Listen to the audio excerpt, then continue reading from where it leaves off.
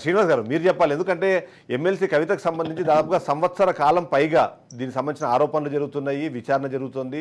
విచారణకు హాజరు కామని పిలిచిన ప్రతిసారి ఏదో ఒక సాకు చెప్పుకొని దానికి తప్పించుకునే ప్రయత్నం చేశారు. కాబట్టి ఇవాళ అది అరెస్టు దాకా పోయింది. అరెస్ట్ అది కూడా చాలా నాటకీయ పరిణామాల మధ్య అరెస్ట్ వరకు వెళ్ళింది అన్నది ఒక విశ్లేషణ వినిపిస్తోంది.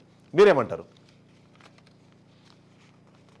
సార్ చాలా రోజుల తర్వాత మా తులసిరెడ్డి అన్నకి అక్కడ ఉన్న మిగతా పెద్దలందరికీ కూడా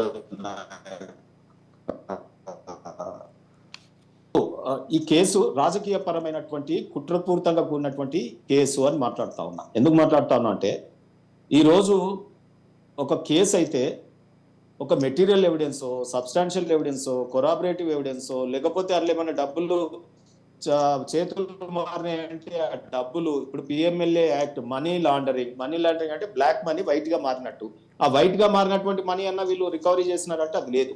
సో ఏది లేకుండా కేసు ఓన్లీ ఎవరైతే వ్యక్తుల్ని టార్గెట్ చేసి అరెస్ట్ చేసి వాళ్ళని బెదిరించి దాన్ని ఏమంటారు అప్రూవర్ గా మార్చుకొని అప్రూవర్ చెప్పిన స్టేట్మెంట్ లో పేర్లు ఎవరి అయితే చెప్పించినారో అది స్టేట్మెంట్ లో రికార్డ్ చేసి ఆ స్టేట్మెంట్ లో పేరుంది కాబట్టి వీళ్ళందరినీ అరెస్ట్ చేస్తా ఉన్నారు.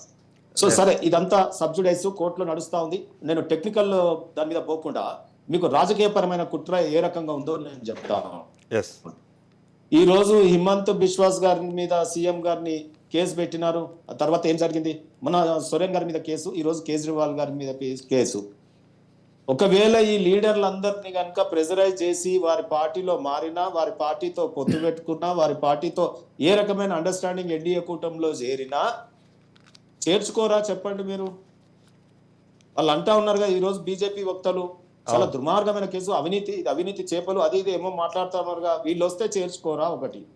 రెండోది, ఇది రాజకీయ పరమైన కుట్రాన్ని నేను లీడ్ సెంటెన్స్ ఎందుకు చెప్పినానంటే ఢిల్లీలో ఉన్నటువంటి ఎంపీలు ఒక రోజు ప్రెస్ మీట్ పెట్టి రేపటి కాలంలో ఒక కేసు అవుతుంది, ఆ కేసులో ఆప్ నాయకులు ఉన్నారు, ఆ కేసులో టిఆర్ఎస్ నాయకులు ఉన్నారు, వీళ్ళందరికీ లోపలికి పోతారు, జైల్లో రూములు రెడీ అవుతున్నాయి అని చెప్పి మాట్లాడినారు. దాన్ని అందుకొని ఇక్కడ ఈ రాష్ట్రంలోని ఎంపీలందరి ప్రసంగాలు మీరు చూసినట్టు అయితే కేసు ఏమాత్రం ముందుకు పోయినటువంటి దశలోనే వీళ్ళందరూ అప్పుడే ఏదో కేసు అయిపోయినట్టు, ప్రూవ్ అయినట్టు, జైల్లో గదులు రెడీ అయినట్టు, లోపలికి పోతున్నట్టు మాట్లాడినారు. ఎవరు నేను చెప్తున్నది?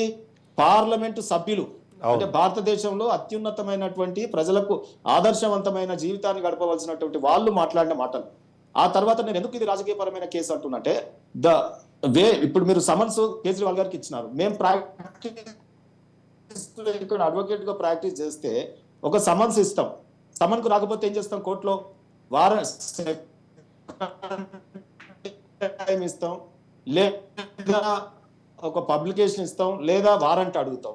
ఆ వారెంట్తో వారెంట్ని ఎగ్జిక్యూట్ చేసి ప్రొడ్యూస్ చేస్తాం. సో రాకపోయిన సమన్ల మీద సమన్లు ఇచ్చినారంటే పొలిటికల్ గా వీళ్ళకి ఆ ప్రొపగండా తర్వాత ఏం చేయాలి? ఎన్నికల నోటిఫికేషన్ పడిన తర్వాత ఈ ముట్టే పంజాబ్, గుజరాత్ ఏరియా అంతా ఎఫెక్ట్ అవుతుంది కాబట్టి ఆయన లోపల పెట్టేయాలి 30 రోజులు అనేది ఒకటి. రెండోది ఏంటి? కవిత గారు ఇక్కడ యునైటెడ్ పూలే ఫ్రంట్ పెట్టడం, జ్యోతిరావు పూలే విగ్రహం పెట్టాలనడం, మహిళా బిల్ మీద కొట్లాడడం, రిజర్వేషన్స్ ఉద్యోగుల మీద వెర్టికల్ గా జరగాలనడం. సో ఆ రకంగా ఇక్కడ వీరు యాక్టివ్ మోడ్ లో ఉన్నారు కాబట్టి ఇది సందర్భం 30 రోజులు